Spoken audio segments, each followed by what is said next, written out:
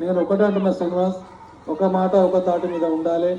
కళ్ళబొల్లి మాటలు చెప్పేసి సమయాన్ని వృధా చేస్తూ వాళ్ళ అవసరం కోసం వాడుకున్న వాళ్ళు చాలా మంది ఉంటారు. మిమ్మల్ని నేను ఒకటే చెప్తున్నాను, ఈ సమస్య ఎప్పుడో పరిష్కారం అవుతుండే. నేను ఒక సంవత్సరం క్రితం చెప్పాను, మీ యొక్క వాటర్ వర్క్స్ నా దగ్గర కొంతమంది పెద్దలు వచ్చారు, కొంతమంది జనాలు వస్తే మీరందరూ రండి, ఖచ్చితంగా దీనికి పర్మనెంట్ సొల్యూషన్ చూపిస్తాం.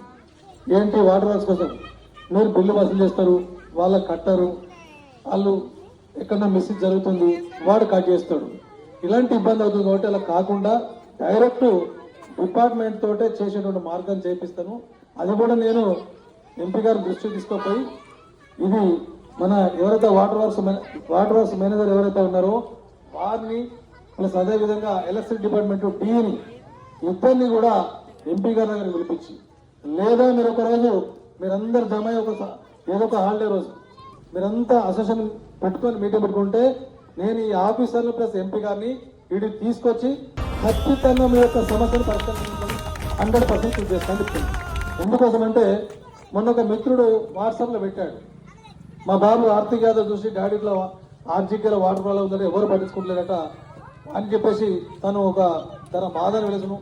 ఏ బస్తీ నాయకుడు పట్టించుకుంటలేడు, కాలనీలు పట్టించుకుంటలేరు, ఏ లీడర్ పట్టించుకుంటలేడు.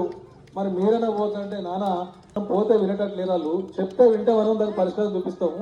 వాళ్ళు వస్తే మీరందరూ ఖచ్చితంగా మీరు రండి. అందరూ రావాల్సిన అవసరం, కొంచెం పెద్ద పెద్ద మనుషులు అందరూ మన ఒక్కొక్క బ్లాక్ కొంతమంది బ్లాక్ ఏరియాలో కొంతమంది వచ్చేసి సుమారుగా మీరు వస్తే ఖచ్చితంగా దీనికి పరిష్కారం దొరుకుతుంది.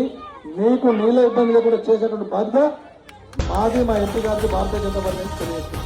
కాబట్టి మీరు ఒక్కటే మాట్లాడండి, పార్టీలు పక్క పెట్టండి, మన సమస్య సాల్వ్ కావాలి, మన సమస్య సాల్వ్ కావాలి. సరే ఎలక్షన్లు వచ్చినప్పుడు ఓట్లు వచ్చినప్పుడు మీరు ఎవరికి వేసుకుంటారో ఏం కథ వేసుకుంటారో అది మీకు మంచి చేసిన మీ మనసులో పెట్టుకొని మీరు చేయండి. కానీ నేను రాజకీయాల జోలికోకుండా మీ యొక్క సమస్యను ఏ విధంగా పరిష్కరిస్తే దీనికి ఫుల్ స్టాప్ పడుతుంది. ఎందుకోసం అంటే ప్రతిసారి ఈ వాటర్ కోసం బిందెలు పట్టుకొని పోవడం, మోటార్ ఖరాబ్ అవ్వడం, మోటార్ రిపేర్ అవ్వడము, నీళ్ళు రాకపోవడము, నీళ్ళు లేకపోవడము, చాలా ఇబ్బంది పడుతున్నారు. కొంతమందికి ఇబ్బంది లేకపోవచ్చు, కానీ పాపం రోజు ఎక్కడో ప్రైవేట్ జాబ్ చేసుకునే వాళ్ళు రోజు డ్యూటీకి పోవాలంటే నీళ్లు తెచ్చుకొని ఇంత పైకి మోసుకొని వారు డ్యూటీ చేయాలంటే అన్నం వండుకొని పిల్లలకు పెట్టి స్కూల్ పంపించాలంటే చాలా ఇబ్బందికరమైన పరిస్థితి. కాబట్టి మీ ఇబ్బంది మాకు తెలుసు, కాబట్టి ఖచ్చితంగా దీనికి స్వస్థ పరిష్కారం ఉంటుంది. గతంలో కూడా చెప్పాను శ్రీనివాస్, ఇదే ఏరియా కూడా నేను ఎంపీ గారి ఫండ్ తోటి ఆల్రెడీ పెట్టాను, కూడా మున్సిపాలిటీలో పెట్టాను, ఇప్పుడు కూడా ప్రాసెస్ లో ఉంది. అది మన వాళ్ళకి కొద్దిగా ముందు రాకపోతే అట్లా పెండింగ్ అయిపోయింది. ఖచ్చితంగా మీరు అందరూ కలిసికట్టుగా ఉంటా అంటే దీని చుట్టూ కూడా ప్రహారీ కూడా ఏర్పాటు చేయడం కోసం నా వంతు సహకారం చేస్తానని తెలియజేస్తూ, 2 సమస్యలు, ఒకటి ప్రహారీ కూడా, ఈ చెత్త